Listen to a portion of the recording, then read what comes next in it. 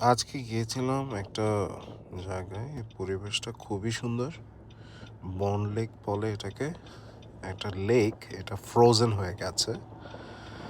It's fully frozen, you can see. ওর পাশে আপনারা যেগুলো দেখছেন এগুলো সব জঙ্গল এবং পাহাড়। কিছু কিছু পাহাড় পরবর্তী আরও দূরে, অনেক দূরে পাহাড়। আমি কফি নিয়েছিলাম, কফিটা খাচ্ছিলাম ভেতরে